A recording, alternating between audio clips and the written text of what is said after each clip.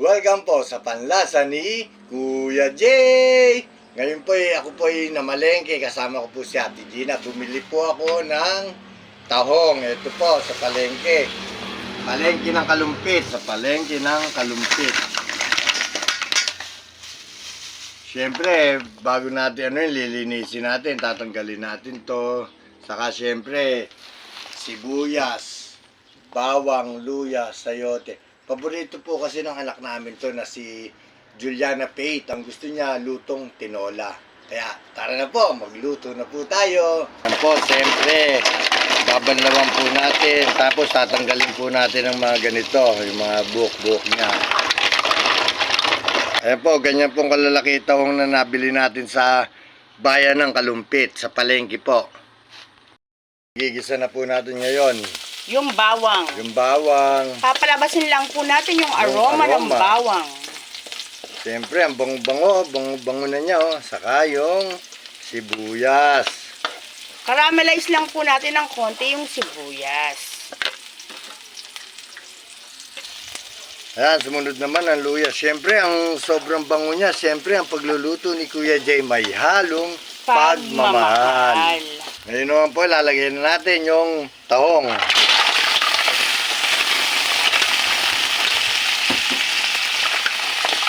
Yan.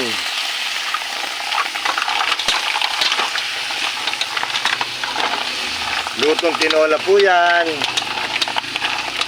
Siyempre, lalagyan na rin po natin siya ng asin. At konting patis. Yung pong tahong na yan, nabili po namin sa palengke ng Kalumpit. Siyempre, patis po. Ayan, 160 po ang kilo. Pero ang lalaki, pero pinaka-sure ko, baka ako may red tide, pero wala naman daw. Opo, kasi po malalaki po yung tahong. Lagyan natin yung sayote. Siyempre, lutong tinola. Paborito ng aking anak na si Juliana Pate. Siyempre, lalagyan na po natin ang hugas bigas. Yan po ang pinansasabaw ko. Ayan, luto na po ang ating tinolang tahong. Tara na po, kumain na po tayo. Luto ko na po yung tinolang tahong. Ngayon po, kain na po tayo. Mag-pray muna po tayo. Lord, maraming salamat po sa biyayang binibigay niyo sa amin at buong kalakasan. Maraming salamat po. Amen. Tara po, kain na po tayo. Wow, sarap. Sarap ng sabaw. Tara na. Siyempre, sausawan natin with sili. Napakasarap. Ito na po. Yung tahong. Wow. Kain po.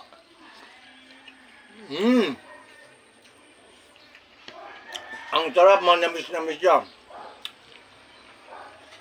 Pati po yung sayote.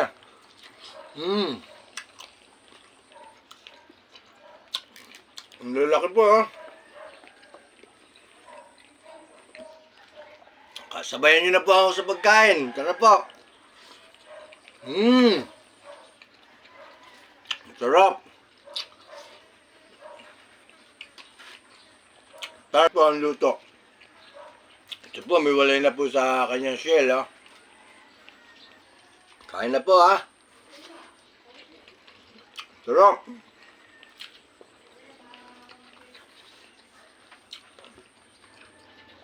Ang sayote po, saktong-sakto lang po luto. Hindi ko po siya pinakalambot. Basta okay lang po sa pangagat ng ating ngipin.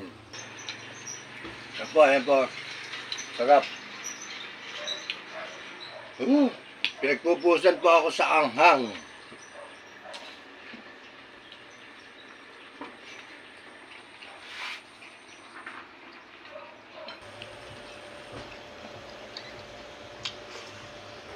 Bogsong-bogso na ako, busog.